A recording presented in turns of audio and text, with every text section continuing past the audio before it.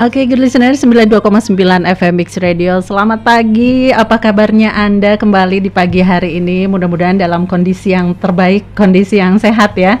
Seperti yang sudah diinformasikan sebelumnya, di pagi hari ini kembali saya Arin Gasmara akan membersamai Anda di perbincangan dan juga Radio Talk yang pagi hari ini akan bekerja sama dengan Dinas Kesehatan Kota Cimahi. Dan temanya pagi hari ini adalah lansia terawat Indonesia bermartabat. Kenapa temanya yang diangkat itu? Karena dalam rangka Hari Lansia Nasional ke-29 ya di tahun 2025. Dan telah berkenan hadir di studio, alhamdulillah ya. Terima kasih juga sudah hadir Dr. Irma Ruslina Devi sebagai Kepala Divisi Rehabilitasi Geriatri di RSHS. Selamat pagi, Dok. Selamat pagi, ya, kali pertama ya. Alhamdulillah ya. Sehat-sehat, Dok. Alhamdulillah. Kondisinya mudah-mudahan dokter juga sehat dan juga mungkin di sela-sela aktivitas dan juga kesibukannya yang begitu padat tadi ya. Lumayan OR katanya cerita padat banget jadwalnya. Sudah menyempatkan diri hadir di studio. Terima kasih ya, Dok. Sama-sama. Nah, kalau kita bicara tentang lansia ya, Dok ya. Seperti sempat baca juga di data menurut BPS ya, katanya di Indonesia ini jumlah atau persentase lansianya sudah mencapai aging population. Iya, aging populationnya sudah mencapai 10% sekian ya. Dan kalau bicara tentang aging population ini, peningkatan jumlah lansia di suatu populasi ini secara signifikan ya, sepertinya perbandingan katanya dari 2015 ke 10 tahun ke 2025 ini cukup tinggi ya. Dan bahkan diperkirakan nanti ada lansia, tsunami lansia. Nah, apa itu tsunami lansia? Silakan Dok. Jadi selamat pagi, Assalamualaikum warahmatullahi wabarakatuh. Jadi tsunami lansia itu suatu keadaan di mana jumlah lansia kita akan sangat-sangat banyak, Teh Arlin. Jadi kalau sekarang kita ada ledakan ya, jadi ledakan populasi lansia.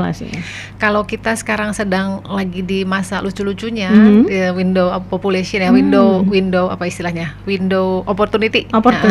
Nah, jadi karena sekarang katanya usia produktifnya banyak. Tapi kan nanti dengan berjalannya waktu si usia produktif ini akan jadi tua. Dan itu diperkirakan di tahun 2050. Jadi kalau kita sekarang nggak rawat lansia yang sekarang dan juga nggak ngerawat diri anak-anak mudanya yang sekarang ini, nanti dikhawatirkan pada saat tua itu justru akan jadi beban negara. Gitu. Makanya lansia yang sekarang nanti kan akan tambah tua lagi tuh di 2045. Nah, jadi harus betul-betul disiapin dari sekarang, yang mudanya, yang tuanya sama-sama menyiapkan diri bahwa nanti kita tuh akan menghadapi yang namanya ledakan populasi gitu. Di 2045. Ya. Nah, untuk Anda good listeners, nggak tua, nggak muda katanya tadi ya, harus sehat ya, harus sehat. Dan untuk Anda mungkin yang punya pertanyaan-pertanyaan, mumpung ada Dr. Irma nih ya, silakan disampaikan melalui WhatsApp di 085-161-280-929, atau Anda juga bisa melalui DM Instagram atau melalui live Instagram di live IG-nya Dinkes Cimahi Care, disatuin ya, Dinkes Cimahi Care. Anda bisa langsung bertanya nih. Dan kalau tadi bicara tentang ternyata mempersiapkan lansia itu bukan hanya lansianya sendiri, tapi keluarganya ya. Terus kita yang akan menghadapi masa tua juga harus bersiap-siap. Nah, kalau kita lihat secara mungkin persiapannya ini bisa secara fisik dan juga non fisik ya. Nah, kalau rahasia biar tetap kuat dan juga sehat di usia lanjut itu apa yang harus kita persiapkan, Mbak? Jadi terima kasih Teh Arlin. Jadi yang pertama jelas fisik dulu ya, fisik karena itu yang paling kelihatan dari keluar ya. Jadi fisik itu harus kita siapkan. Yang kedua mental. Mental dalam arti kesiapan untuk menerima bahwa memang kita tuh akan menua, karena menua tuh suatu keniscayaan. Ya sejauh ini belum ada yang bisa menghambat penuaan ya. Ya mungkin 10 tahun lagi mungkin ada, tapi sejauh ini yang namanya tua itu udah pasti. Tinggal sehat itu pilihan. Nah, yang ketiga tuh nanti keluarga yang harus siapkan, karena dengan adanya orang tua di rumah artinya harus ada yang merawat kalau memang lansianya itu harus memerlukan bantuan. Jadi memang pertama fisik, kemudian mental. Fisiknya ini nanti bisa lewat olahraga, bisa lewat makanan ya. Kalau mental tuh lebih kepada diusahakan lansianya ini nggak loneliness, nggak sendirian, kesepian. Nanti jadinya depresi. Kemudian juga yang berikutnya adalah tentang kepikunan. Itu sebetulnya kan di Al-Quran juga udah dibilang ya, jangan sampai mendekati pikun gitu, karena kalau pikun itu nanti jadi menambah beban keluarga, menyulitkan orang lain gitu. Karena memang kalau pikun itu orangnya mah senang-senang aja, tapi di lingkungannya yang jadi kerepotan, kewalahan gitu teh. Jadi makanya itu yang harus kita cegah gitu. Nah, jadi ternyata kuat dan sehat itu di usia lanjut tidak hanya fisik, tapi juga mental. Nah, kalau bicara tadi sedikit disinggung tentang loneliness ya. Iya, betul. Nah, itu seberapa berpengaruh sih pengaruh banget. Ya, terhadap mentalnya para lansia ini. Jadi gini teh, mungkin ada yang pernah lihat pendengar semua di sini, ada satu film yang dibintangi oleh Christine Hakim, saya lupa judulnya apa. Pulang kalau nggak salah. Jadi itu satu keluarga di mana anaknya semuanya sibuk, punya anak tiga-tiganya sibuk semua gitu ya. Jadi si ibu ini ngerasa dia nggak berguna. Dan dia merasa sendirian di rumah karena yang satu kerja di Jakarta jadi artis, yang satu sebagai banker kerja di sebuah bank, yang satunya lagi kuliah. Nah, akhirnya suatu ketika si ibu ini mengambil wanita yang ada di pasar, wanita yang ada gangguan jiwa, dirawat di rumah. Gitu. Akhirnya semua anaknya pulang. Karena si bungsu yang tinggal sama ibunya tuh lapor ke kakak-kakaknya, kenapa sih ibu kok ngerawat orang yang kayak ginian di rumah gitu? Emang ibu kurang kerjaan? Emang ibu kurang kerjaan. Ibu nggak punya teman di rumah buat ngobrol. Jadi ibu ambil orang buat nemenin ibu ngobrol. Terus ibu ngerasa ibu pengen bermanfaat, bayangin teh. Ibu pengen bermanfaat. Padahal di situ diceritakan si ibu itu umurnya kalau nggak salah 70 tahun. Suaminya udah nggak ada. Jadi sedemikian rupa sehingga orang itu ingin merasa bermanfaat buat orang lain, berguna buat orang lain, dan kesepian di rumah itu gitu. Jadi kalaulah misalnya gitu ya, kalau kita ngelihat sekarang di Jepang, di negara maju, rata-rata orang tua itu jadinya mereka ingin tinggal di panti jompo atas keinginan sendiri. Bukan karena disuruh anaknya. Kenapa? Karena kalau di rumah sepi teh, sendirian. Dari pagi anaknya kerja, cucunya sekolah, nggak ada di rumah yang nemenin. Mbak kan nggak ada di sana kalau di Jepang. Jadi pulang-pulang sore nanti jam 5 jam 6 makan bersama, tidur udah. Jadi seharian di rumah. Akhirnya dia bilang anterin saya ke nursing home. Gitu, diantar. Jadi akhirnya ke nursing home itu kayak panti jompo. Jadi mereka datang ke sana untuk aktivitas saja, untuk bertemu teman-teman seumurannya, seusia, untuk bisa ngobrol dan beraktivitas, berolahraga. Abis itu pulang sorenya. Jadi kayak penitipan anak, tapi ini penitipan lansia gitu ya. Ada itu di sana. Nah, ini mudah-mudahan nanti kita bisa bangun juga di sini, insya Allah. Gitu. Dan ternyata memang sebegitu pentingnya menjaga mentalnya betul, para lansia ini supaya memang merasa berguna. Kemudian juga saya ada loh, gitu ya, di kalangan keluarganya dan sebagainya. Dan ternyata satu lagi teh, lansia yang punya circle pertemanan yang baik, bukan sosialita ya teh. Jadi circle pertemanan dan beliau itu bersosialisasi, itu ternyata punya kekuatan 4 kali lebih bagus untuk tidak mengalami kepikunan dibanding orang yang nggak punya teman. Jadi kalau lansia punya teman mau reuni sok, silahkan. Mau seminggu sekali silahkan, udah biarin aja, daripada pikun pilih mana gitu ya. Jadi ternyata udah penelitian tuh kayak gitu. Jadi 4 kali bisa lebih bukan imun ya, jadi lebih tidak mudah kena pikun dibanding yang nggak punya pertemanan gitu. Jadi misalnya ibu masih punya teman jauh, suruh telepon nggak apa-apa, biarin aja. Ketemu gitu. Jadi jangan udah tua di rumah aja, jangan itu. Jangan dikit-dikit dicarek gitu ya. Betul. Iya. Nah, ini kalau kita lihat tadi secara mental, ternyata ada beberapa hal yang mungkin itu salah satu saja yang berpengaruh terhadap mentalnya para lansia. Nah, ini kalau kita lihat nutrisi ya, Ya. makanan, kemudian juga secara fisik olahraga mungkin. Betul. Nah itu seberapa penting juga sih untuk kesehatan para lansia ini? Makasih Teh. Ya. Jadi gini, fisik itu berkait sama mental. Kalau fisiknya sehat, insya Allah mentalnya sehat. Betul. Mentalnya sehat, fisiknya juga sehat. Iya. Tapi kalau nggak dirawat percuma gitu ya. Jadi kalau kita mau mental kita sehat, maka fisik kita sehat juga gitu. Dan sebaliknya lah. Jadi nggak bisa kita, wah udah saya mah punya teman banyak, saya mah nggak akan pikun. Iya nggak akan pikun, tapi nanti keropos tulang gitu kan. Jadi apalagi ngobrolnya ngopi-ngopi cantik gitu, banyak karbo. Iya, benar. Jadi memang fisik harus dijaga. Caranya gimana? Paling gampang adalah jalan 30 menit. 3 sampai 5 kali seminggu. 30 menit per hari ya. Per hari. 3 sampai 5 kali per minggu.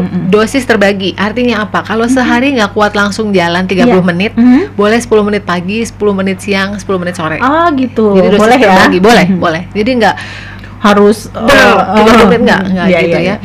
Kalau nggak bisa jalan, harus gimana nih latihannya? Oleh olahraga sambil duduk. Iya. Jadi nonton YouTube, ada gerakan-gerakan yang ada di YouTube, banyak Ikutin. sekarang Teh, ikutin. Jadi gini, lansia itu harus bergerak, intinya harus bergerak. Gimana pun caranya harus bergerak. Kalau memang dengan keterbatasan fisik nggak mampu lagi untuk jalan, ya sudah, paling tidak activity of daily living, kegiatan sehari-hari lakukan sendiri. Ya. Ke kamar mandi, pakai baju, makan, sisiran, sikat gigi gitu ya. Terus misalnya mau mandi itu lakukan sendiri. Itu minimalnya gerak. Minimalnya bergerak tuh itu kan. Jadi kalau misalnya udah sakit lutut, sakit pinggang, sakit tangan, segala macam sakit ya udah sok atuh mam. Sekarang mah yang mama bisa lakukan apa gitu. Jadi jangan sampai diam. Jadi Kadang-kadang nggak memaksakan juga, tapi juga jangan ya udah Kadang-kadang orang nggak bisa gitu. atau kadang-kadang gini Teh, justru keluarga tuh bilang ini, ya udahlah mam disuapin aja biar cepet makannya. Itu kan kita juga kayak sama anak juga ya.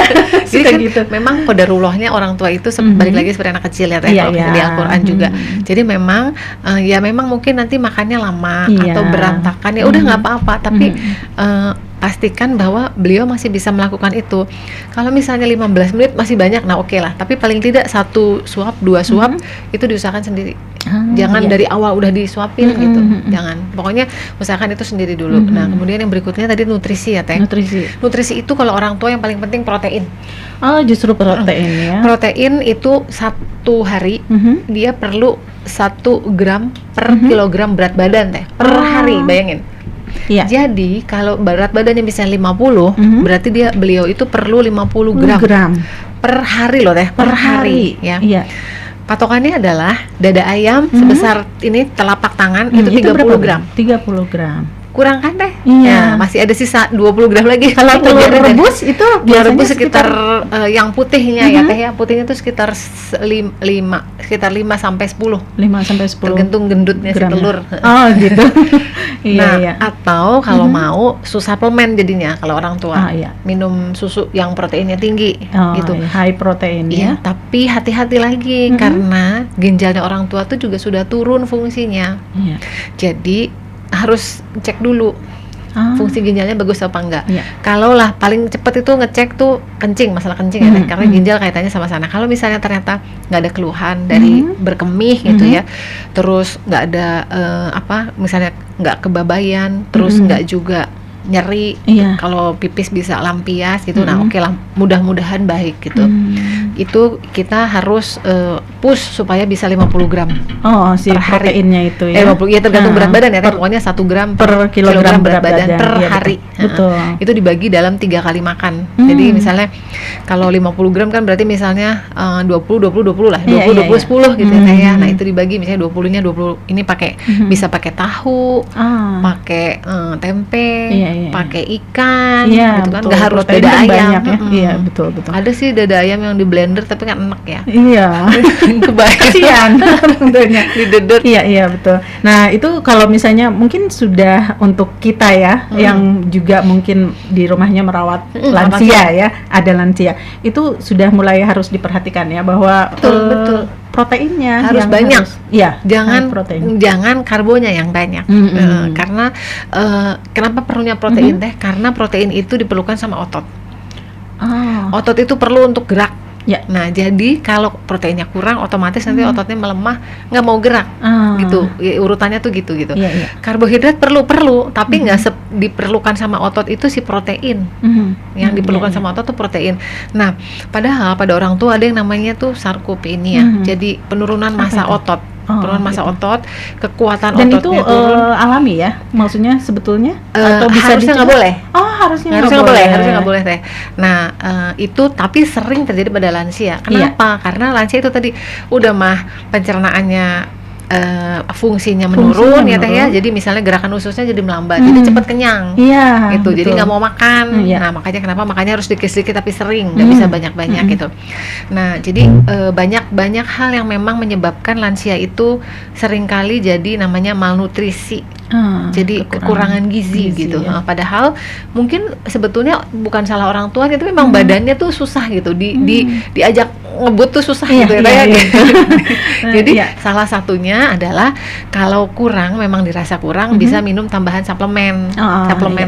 Ya, susu kayak susu lansia teh kan ada high protein betul itu bisa dijadikan salah satu pilihan. Jadi jangan yang itu makan sintetik gitu. Jangan gitu. Jangan mikir ke sana.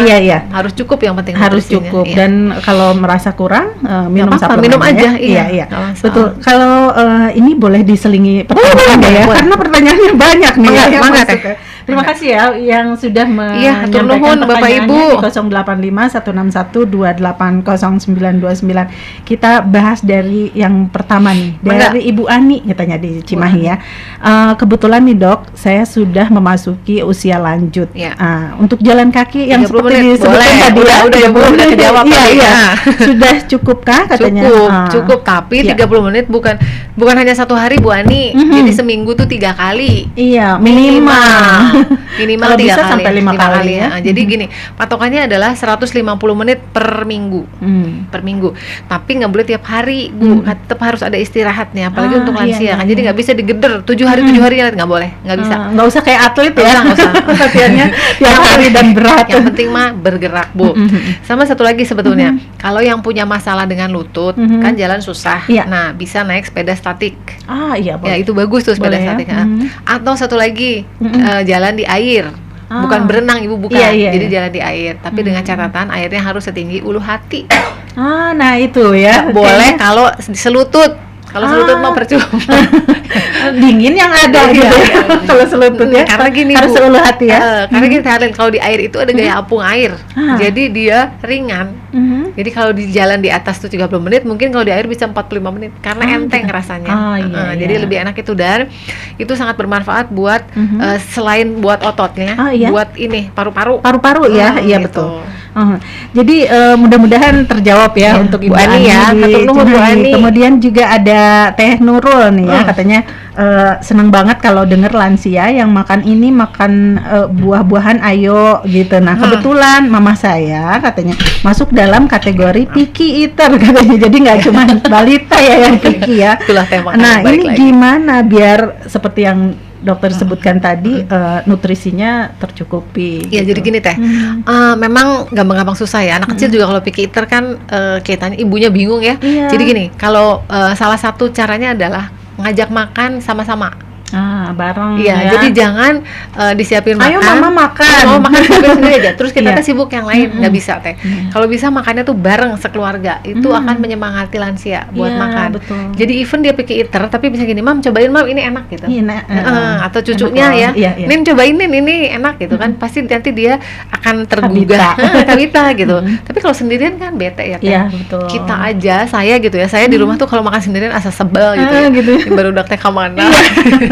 Apalagi udah memasuki yang pada sibuk sendiri Teh. Betul Teh. Terus satu lagi adalah makanannya itu dibuat semenarik mungkin. Entah baunya, entah warnanya, atau ukurannya, bentuknya gitu Teh. Pokoknya dibuat semenarik mungkin. Kalau karena dulu saya sekolahnya di Jepang, jadi kalau di sana itu Teh ada, jadi gini, kan lansia mah giginya udah ada yang ompong atau udah nggak kuat lagi gitu ya Teh ya. Tapi si makanan Teh dibentuk misalnya kayak ayam tuh tetap ada tulangnya. Jadi seolah-olah itu tuh beneran tulang bisa digigit. Nanti memang bisa digigit tapi lunak gitu sebetulnya. Jadi dibentuk sedemikian rupa sehingga menarik perhatian untuk makan. Iya. Terus aroma juga teh, aroma tuh penting, jadi dibikin baunya tuh yang menggugah selera gitu ya. Jadi dan juga tapi nggak boleh dilarang-larang. Jadi misalnya, "Mam, jangan ini, jangan itu," kalau belum jelas dari dokter mah udah betul. makan aja lah gitu. Bukan berarti kita nggak sayang sama orang tua ya teh, tapi sebenarnya kebutuhan makan orang tua itu juga nggak banyak. Kemampuannya untuk mencerna udah berkurang kan. Jadi misalnya mama mau ini, ya udah mah boleh. Pokoknya kan itu mah pengen di mulut sedikit kan teh. Biasanya cuma rasa aja gitu. Jadi nggak usah terlalu ketat teh. Misalnya gini, mau durian, padahal ibunya DM, diabetes mellitus gitu ya. Ya tuh durian makan secolek aja juga nggak apa-apa, nggak akan bundelet gitu. Jadi nggak usah terlalu kaku gitu lah. Iya, dengan aturan-aturan nggak boleh ini, nggak boleh itu ya. Betul. Jadi kita ikutin aja gitu ya. Ikut tapi memang nggak terlalu banyak ya. Jadi maksudnya ya cukuplah untuk rasaan di mulut gitu. Ya, membangkitkan selera makan aja. Betul. Nah mungkin boleh nggak dok? Nanti kasih bocoran ya pengalaman dokter selama di Jepang itu, karena kalau kita lihat ya orang-orang lansia, orang-orang sepuh di Jepang itu kayaknya masih produktif gitu ya. Betul. Apalagi dengan kesempatan mungkin melakukan aktivitas, kesempatan kerja di sana juga kayaknya nggak seperti di sini ya, punten ya. Betul. Nah mungkin nanti dokter bisa cerita lebih jauh gitu ya tentang pengalaman di sana, bukan untuk membandingkan secara bagaimana, kita ambil yang baiknya, kita ambil yang baiknya betul. Tapi sebelumnya kita simak dulu yang satu ini ya. Boleh, dok. Ya. Jangan kemana-mana, tetap di 92,9 FM Mix Radio. Oke, 92,9 FM Mix Radio. Kita lanjut lagi perbincangan kita masih mengenai lansia ya, lansia terawat Indonesia bermartabat, dan masih ada Dr. Irma yang akan membersamai kita, dan juga tadi sudah cukup banyak ya yang disampaikan mengenai bagaimana sih sebetulnya mempersiapkan masa lansia, kemudian juga merawat para lansia yang mungkin sedang kita rawat di saat ini ya di rumah. Oke. Nah, sebelum kita jawab lagi pertanyaan, boleh kita lihat ya. Ini kalau misalnya seperti tadi disebutkan bahwa di usia lanjut itu sering ada perasaan sendiri, perasaan tidak berguna gitu ya. Nah, ini kalau mengelola stres dan juga meningkatkan kebahagiaan di usia lanjut itu gimana sih? Mungkin ada tipsnya gitu? Ya teh. Jadi yang pertama, kenapa sering terjadi mood swing atau depresi pada lansia? Sebetulnya itu bisa karena yang pertama kondisi kesehatannya yang menyebabkan beliau merasa bahwa saya jadi nggak berguna, nggak bermanfaat, nggak bisa ngapa-ngapain gitu ya teh ya. Jalan susah, segala kesana ke situ harus dibantu gitu. Itu yang pertama. Terus yang kedua, mungkin juga efek samping dari obat-obatan. Jadi ada obat-obatan tertentu yang memang menyebabkan jadi mood swing atau bukan depresi, mood swing biasanya moodnya naik turun.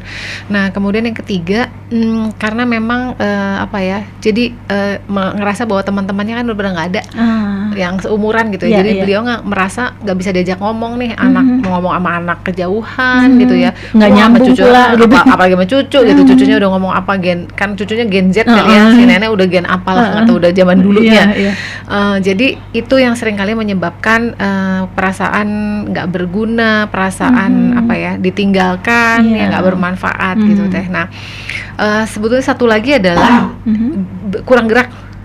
Jadi ternyata kalau kita olahraga, kalau kita bergerak teh, kita kan capek ya. Tapi capeknya itu mengeluarkan hormon endorfin, happy hormone namanya lah. Gitu. Jadi kita capek olahraga sama kita capek kerja itu beda rasanya. Kalau kita capek olahraga tuh bawaannya happy, tidurnya pules, enak. Tapi kalau kita capek kerja kan bawaannya mau marah, gitu ya. Jadi beda teh. Makanya kenapa kalau lansia itu disarankan harus banyak gerak, karena salah satunya untuk memicu keluarnya hormon endorfin itu, happy hormone jadi itu. Jadi capeknya juga capek yang happy ya. Iya, capeknya happy. Nah, satu lagi adalah memang itu tadi circle pertemanan ya teh. Jadi kadang-kadang karena keterbatasan fisik, terus nggak ada yang nganterin. Iya betul. Jadi di rumah nggak bisa ikut pengajian lah, nggak bisa ikut ketemu reunian lah gitu. Jadi makanya kenapa keluarga harus tetap dilibatkan. Betul. Untuk nganterin harus mau ada yang merelakan waktunya sebentar aja Iya, nganterin minimal ibunya. aktivitasnya dibersamai Iya, gitu ya. ditemenin teh. Iya, Karena ditemenin. sendirian tuh kesel loh, Iya, nggak suka. betul, Pasti betul. bukan nggak suka, membosankan Iya, kalau sendirian ya membosankan. gitu. Apalagi Jenuh, kalau, ya. apalagi kalau memang biasanya si ibu atau si bapak ini dari dulunya tuh orang yang aktif gitu ya. Selama ini banyak temennya, Iya. banyak pasukannya lah Iya. misalnya.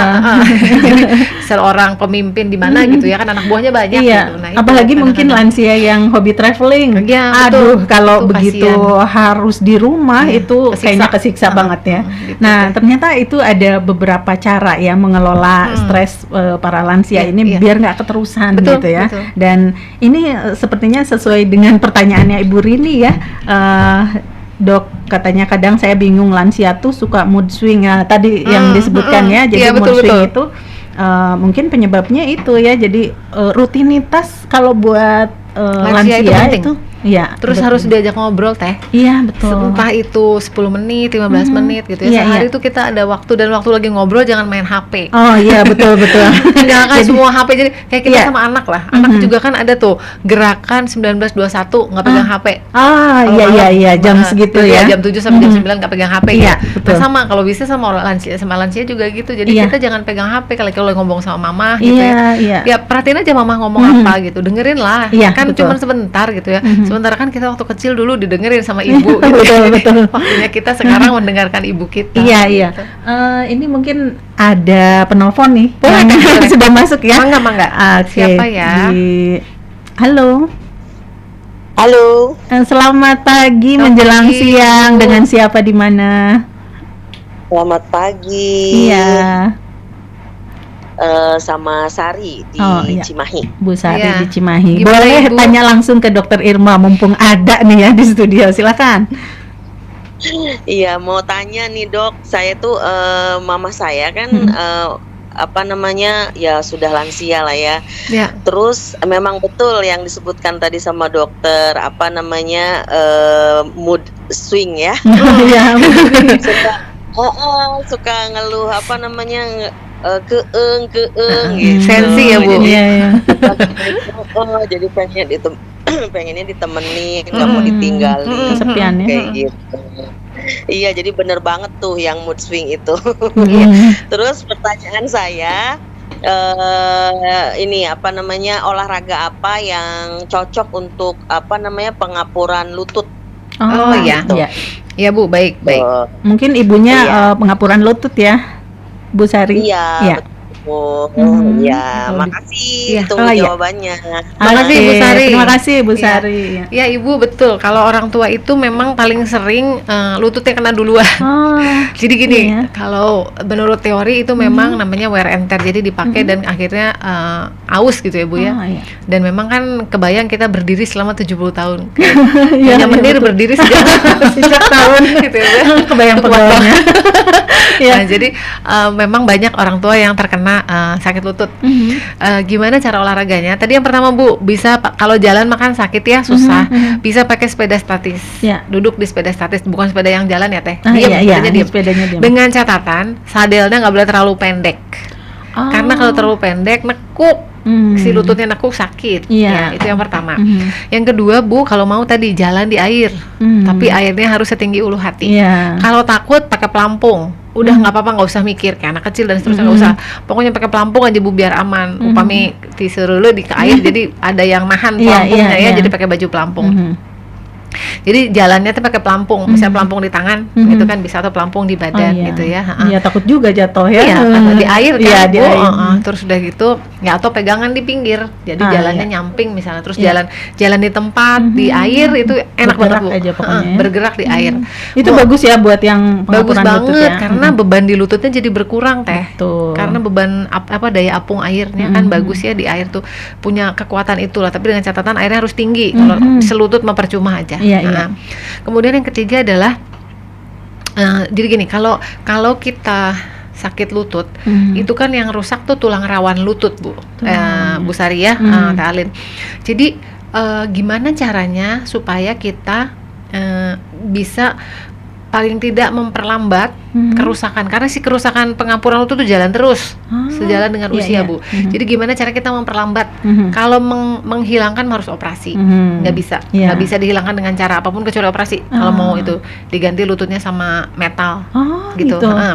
Itu baru bisa hilang, emang pengampurannya hilang. Tapi kalau kita nggak dioperasi, berarti caranya adalah memperlambat, karena itu pasti maju terus teh. Nah, cara memperlambatnya gimana? Memperkuat otot-otot di sekitar lutut, otot paha, otot betis, itu harus diperkuat gitu ya.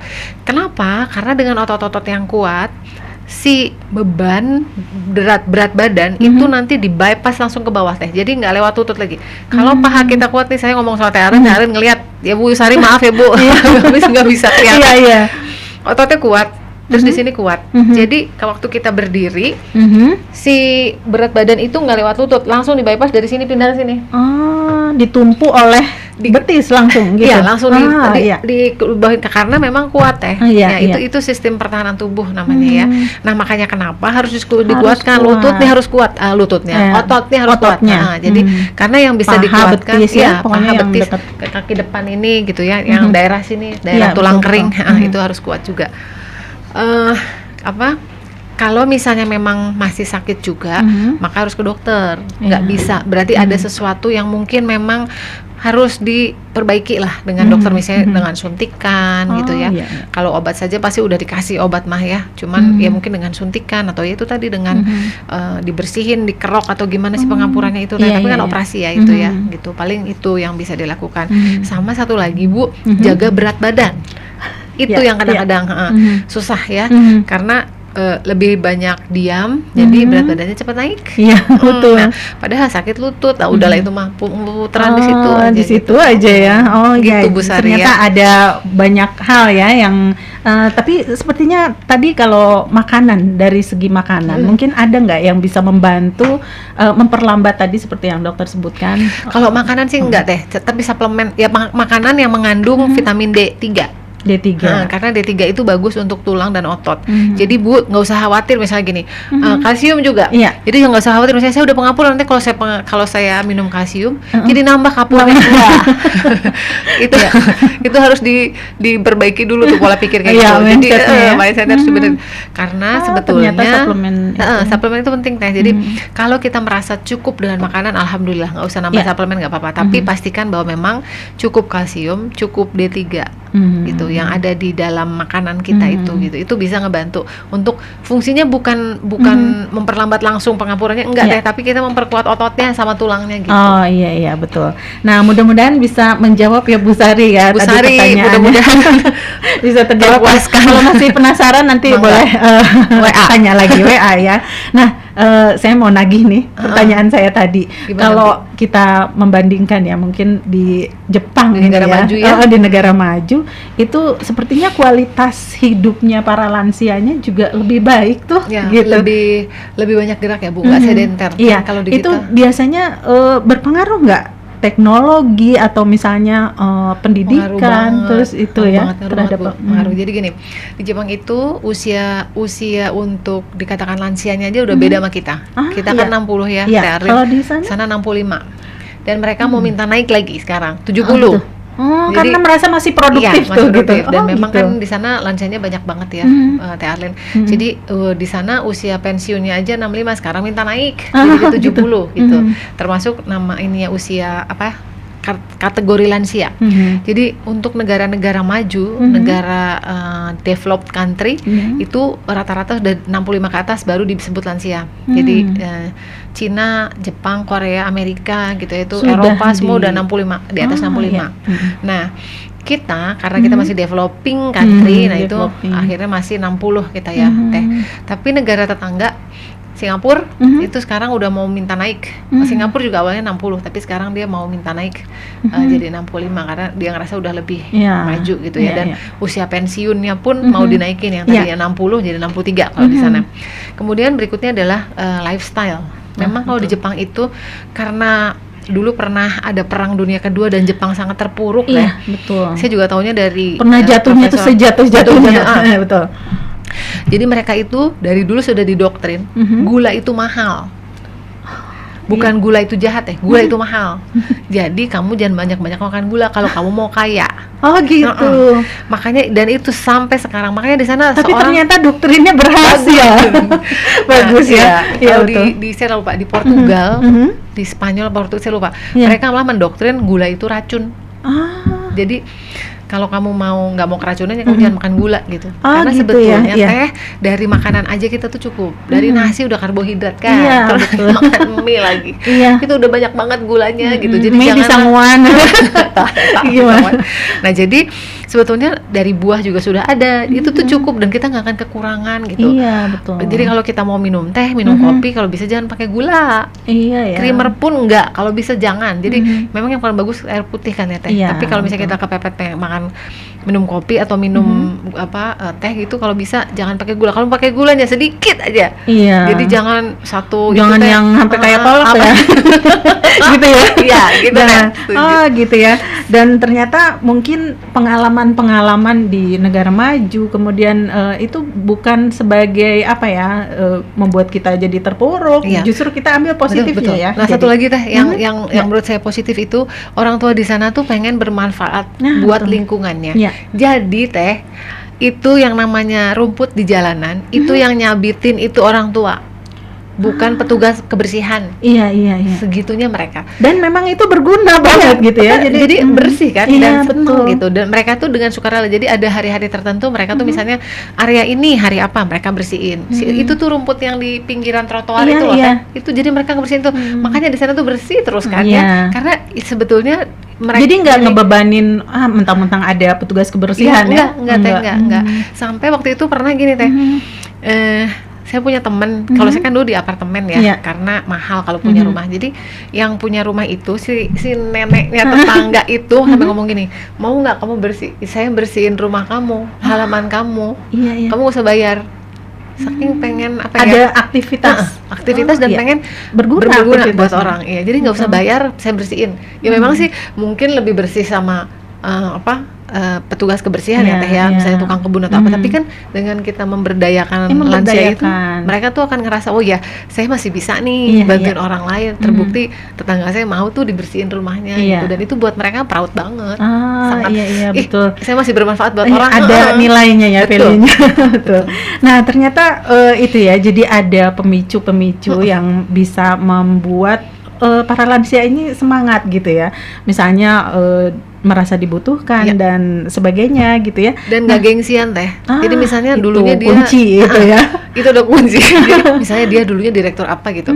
Pas udah tua dia harus ngebersihin rumput, nggak masalah. Gitu kan biasanya gini, saya makan dulu direktur, suka naik turun mobil atau apa gitu. Itu mah nggak, di sana nggak gengsian orangnya. Nggak ada tuh namanya post power syndrome ya. Sebenarnya tapi mungkin dikit, ya. nggak sebesar di sini ya. Iya betul. Karena nah mereka ini bisa sepertinya pola pikir juga ya. harus kita perbaiki ya. Betul. Nah ini kita jadikan contoh. Nah, mungkin kita akan masih lanjut di sesi terakhir nanti. Tapi sebelumnya kita simak dulu yang satu ini. Tetap di 92,9 FM Mix Radio.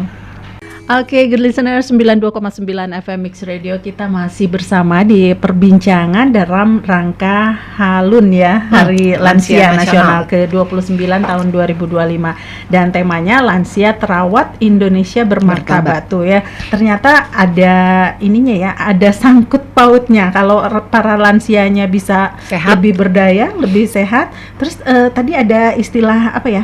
Aging gracefully. Iya, betul. Gimana sih itu? Ya, saya lupa tadi dari awal. Jadi gini, untung diingatkan sama Teh Arin. Jadi sekarang itu yang sedang disosialisasikan sama WHO itu sebetulnya aging gracefully. Jadi menua dengan sejahtera, menua dengan bahagia gitu ya.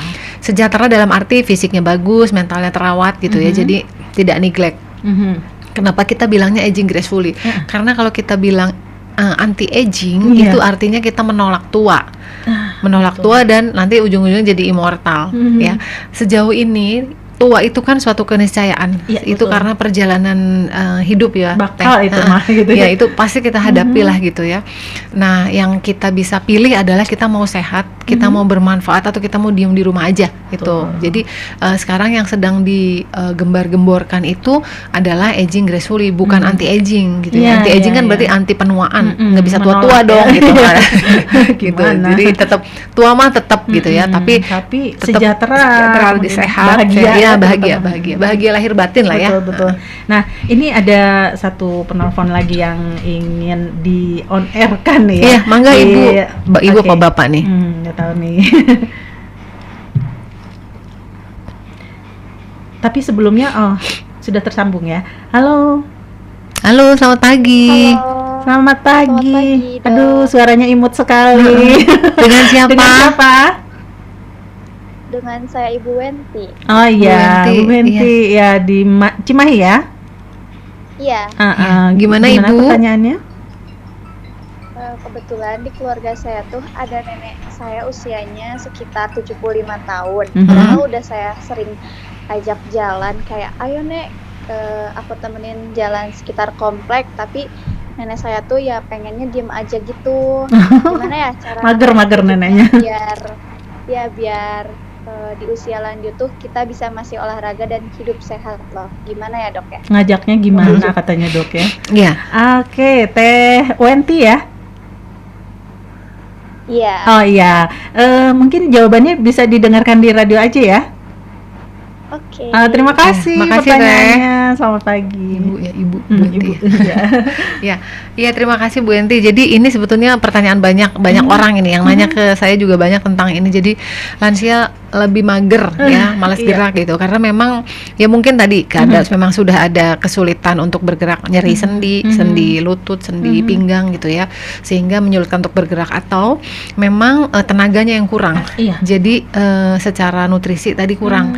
Jadi tadi Teh kita harus lihat dulu ibu ini nggak mau geraknya kenapa. Iya. Dicari sumber nggak maunya apa gitu ya. Jadi jangan cuma nenek mah udah Nenek tua. malas. Oh nenek gitu sih malas banget gitu. Jangan Teh, jangan. Jadi kita cari dulu penyebabnya apa. Kalau lah misalnya ada sakit lutut atau sakit pinggang, diperbaiki dulu itunya. Sakitnya maksudnya sumber nyerinya diatasi dulu. Mungkin aja Mungkin. penyebabnya nyeri. Iya, nyeri. atau Jadi nggak mau sakit. jalan. Iya, Tapi kan betul. keluarnya cuma nggak mau jalan gitu ya. Atau misalnya nenek makannya kurang. Jadi coba kita lihat pola makannya seperti apa. Habis nggak sih setiap kali makan itu gitu. Apa perlu tadi ya tambahan nutrisi suplemen gitu ya. Tambah vitamin D3-nya, tambah omega 3-nya, tambah kalsiumnya gitu. Itu kan bisa untuk membantu otot dan tulang Teh.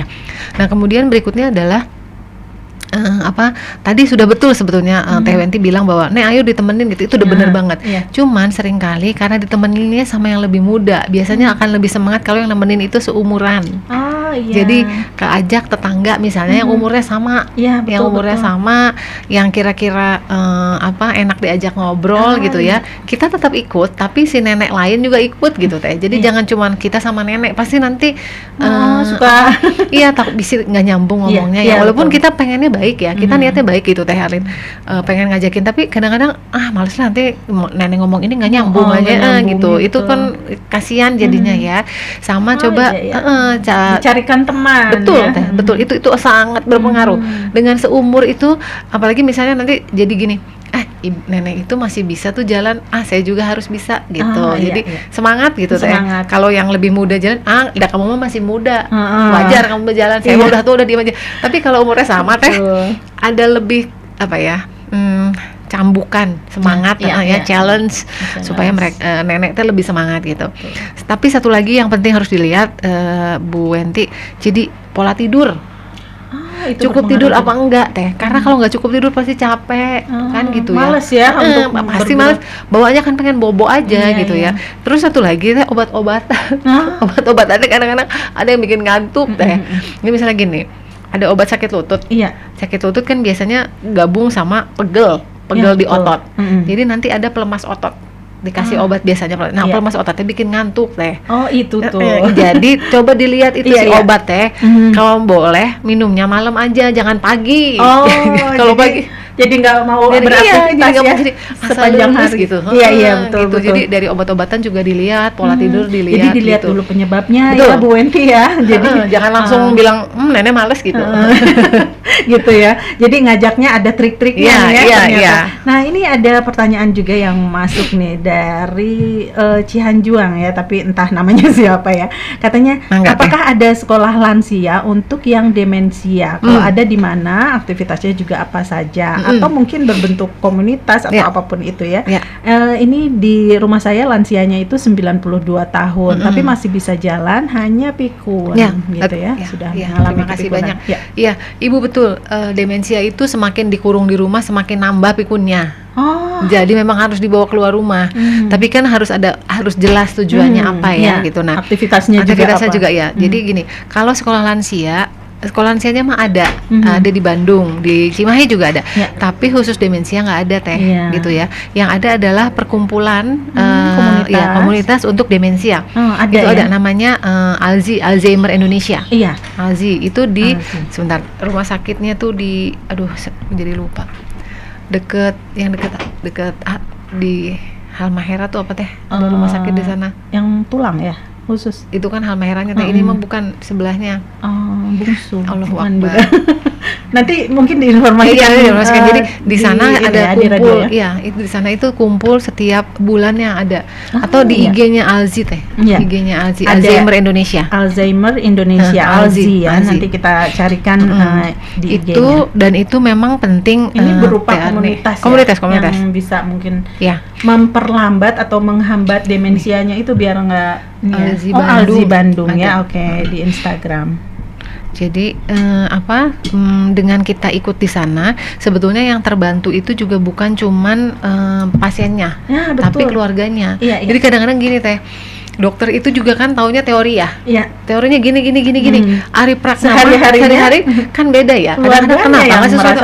Nah, dengan dia berkumpul di komunitas Alzi itu, Alzheimer Indonesia itu, jadi si caregiver, si perawatnya itu bisa bertukar ilmu. Ya betul. Jadi akan dapat ilmunya tuh dari sana gitu. Dari kalau pasiennya gini, mendingan diginiin. Jadi bisa nanya, kalau bapak saya gini, masih diapain ya? Iya, bapak saya pernah kayak gitu juga gitu. Nah, itu tuh penting. Jadi bisa dapat resep, tapi sesama caregiver gitu. Dan itu lebih bermanfaat daripada dokter yang ngomong kedeki gitu. Iya. Dokternya mau mengalami langsung ya. Kalau di komunitas itu sama-sama jadi caregiver. Senasib sepenanggungan lah gitu. Betul. Jadi bertukar ilmu. Ya, terus nanti si lansianya juga ada aktivitas. Biasanya misalnya melukis gitu ya, atau nyusun gambar, nyusun puzzle, nyusun warna, ngelempar bola gitu. Nah, itu ada, tergantung mereka kegiatannya apa. Tapi kalau sekolah khusus demensia emang nggak ada, belum ada sejauh ini. Tapi komunitas sudah ada ya, di Bandung juga ada. Nanti mungkin bisa dicari di Instagram Alzi Bandung. Ya. Dan itu dekat dari Cimahi. Oke. Nah, sepertinya nggak kerasa udah Masya Allah, persamaan kita, dan mungkin untuk pertanyaan-pertanyaan yang masuk sedikit banyak memang sudah diulas ya. Pertanyaan ini saya sebutkan saja ya, untuk Ibu Nurul yang bertanya tentang makanan tadi, kemudian yang tentang picky eater itu ya. Kemudian Bu Via, tips pola makan untuk lansia. Oh iya, ini khusus yang hipertensi katanya. Oke. Yang hipertensi itu utamanya adalah sebetulnya mengurangi garam. Jadi garam dan tepung-tepungan sebetulnya ya. Jadi kalau garam itu mungkin agak susah, jadi harus ada substitusinya. Jadi gini, kadang-kadang kita kan pengennya berasa ya teh. Jadi kayak gula, sekarang kan gula ada yang pakainya sedikit tapi udah manis. Garam juga sama. Sekarang tuh ada gitu. Cuma nggak boleh sebut merek kan. Kita nggak disponsorin. Tit gitu ya. Ada teh. Harus cari depannya N. Depannya N. Belakangnya N juga. 9 huruf. Jadi udah banyak sekarang di ini teh, di mana di apotek ada, di supermarket juga ada. Jadi itu yang harus dijaga ya, pola makan untuk hipertensi yang penting itu. Dan kemudian satu lagi tuh masalah natrium sebetulnya, teh natrium. Kadang-kadang kita tuh nggak sengaja. Jadi banyak makanan yang kita kira itu aman padahal enggak gitu. Nah, sebetulnya kalau mau lebih dalam nanti 1 jam lagi nih. ditambah ya. Jadi yang intinya adalah sebetulnya gini teh, lebih baik kalau memang sudah didiagnosis sebagai hipertensi, itu konsul ke ahli gizi. Ya. Paling aman udah itu ya, mau dokter gizi, mau nutrisionis boleh. Supaya apa? Supaya betul-betul tahu mana yang boleh, mana yang enggak gitu. Karena selama ini kadang-kadang ini nggak boleh, ini boleh gitu. Tapi katanya si ini, katanya si itu, bukan katanya tenaga kesehatan gitu. Jadi khawatirnya banyak yang salah ya. Ahli gizi mah pasti insya Allah lebih paham ya, karena memang itu kompetensinya. Jadi kalau intinya adalah sebetulnya garam yang harus dibatasi gitu, dan kalau bisa disubstitusi. Jadi yang harusnya misalnya pakai 1 sendok teh garam misalnya buat sayur, dia cukup misalnya setengah sendok teh aja gitu, dengan asin yang sama. Itu udah banyak sekarang teh. Jadi kita bisa menyiasatinya di sana. Ada alternatif lain ya. Jadi nggak cuma terpaku ke garam gitu ya. Gitu. Oke. Nah, mudah-mudahan bisa menjawab ya untuk Ibu Via yang bertanya tadi, tips pola makan untuk lansia hipertensi. Kemudian juga Pak Dion yang bertanya tentang olahraga yang aman untuk lansia, kemudian juga tentang mood swing yang ditanyakan oleh Bu Rini, kemudian juga yang mengenai komunitas demensia ya, terutama untuk para lansia. Nah, sepertinya kita harus menyudahi dulu perbincangan kita kali ini. Mudah-mudahan bersedia untuk diundang lagi kapan-kapan ya, karena ini banyak sekali yang kita dapatkan di hari ini dengan perbincangan yang 1 jam ini. Good listener semua juga bisa mendapatkan banyak perbandingan tadi, kemudian juga ilmu yang kita dapatkan. Terima kasih banyak. Sama-sama Teh Alin, insyaallah manfaat mudah-mudahan. Lebih kurangnya mohon maaf Teh. Iya. Untuk sebagai penutup silahkan disampaikan, mungkin ada tips atau himbauan atau untuk para caregiver, untuk para lansianya sendiri, silahkan. Kalau untuk lansianya teruslah bergerak. Jangan jangan kalah sama yang muda. Jadi kalau yang muda misalnya larinya bisa 100 meter, paling enggak yang lansia jalan lah 50 meter gitu ya. Jadi teruslah bergerak, teruslah bermanfaat, dan teruslah bersinar. Ya, aduh ini dalam ya. Meskipun pendek tapi teruslah bermanfaat, teruslah bergerak dan teruslah bersinar. Terus bersinar. Kalau itu apa? Splendid, shimmering, itu shining, shimmering, splendid. Ya, betul. Oke, terima kasih banyak Dok atas kesediaannya untuk berbagi ilmu ya dengan good listener semua. Dan untuk perbincangan kita kali ini kita cukupkan sampai di sini. Saya Arin Gasmara pamit dan sampai jumpa.